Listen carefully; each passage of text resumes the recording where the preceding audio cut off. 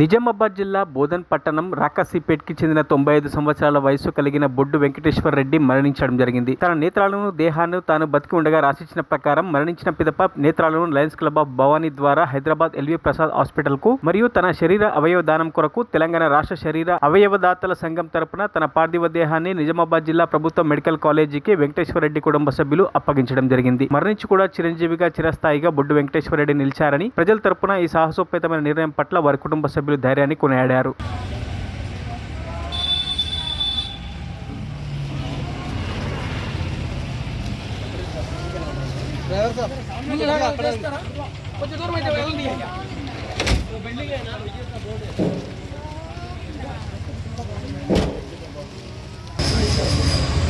నిన్నటి రోజు 17వ తారీఖు నాడు కాలంపాడు గ్రామస్తులైనటువంటి బొడ్డు వెంకటేశ్వర రెడ్డి గారు 95 సంవత్సరాల వయసులో వారు స్వర్గస్థులైనారు. వారి నేత్రాలు Lions club of Bodhan hospital ద్వారా మరియు Lions club of Bhavani club ద్వారా ఎల్వి ప్రసాద్ ఇన్స్టిట్యూట్కి సేకరించి పంపించడం జరిగింది. ఈయన మన్మడు రవీందర్ రెడ్డి, వీళ్ళ కుటుంబ సభ్యులందరూ కూడా బొడ్డు వెంకటేశ్వర రెడ్డి గారి పార్థివ దేహాన్ని మెడికల్ కాలేజ్ నిజామాబాద్కు వారు దానం చేయడానికి అంగీకరించారు.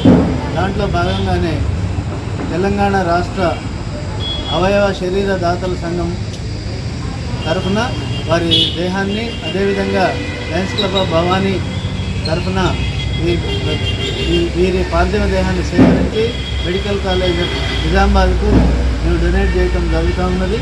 ఈ సందర్భంగా మరి ఈరోజు శరీర అవయవాలు లేక కొన్ని లక్షల మంది మరణిస్తున్నటువంటి సందర్భంలో ఈనాడు బొడ్డు వెంకటేశ్వర రెడ్డి గారి పార్థివ దేహాన్ని మెడికల్ కాలేజ్ నిజామాబాద్కి అప్పగించడం ద్వారా ఎంబీబీఎస్ చదివి మొదటి సంవత్సరం చదివే విద్యార్థులకు ఎనాటమీ క్లాసులో మరి వాళ్ళకు శరీరంని వాళ్ళు డిసెక్షన్ చేసి శరీరంలో అవయవాలన్నీ కూడా ఏ విధంగా ఉంటాయి, వాటి అమరిక ఏ విధంగా ఉంది అనేటటువంటి విషయం తెలుసుకొని ఎంబీబీఎస్ విద్యార్థులు ఒక మంచి వైద్యులుగా, డాక్టర్లుగా ఎదగటానికి ఈ శరీరం ఎంతో ఉపయోగపడుతుంటుంది. ఈ భూమి ఉన్నన్ని రోజులు బొడ్డు వెంకటేశ్వర రెడ్డి గారు చిరస్థాయిగా వారు నిలిచిపోతారు చరిత్రలో.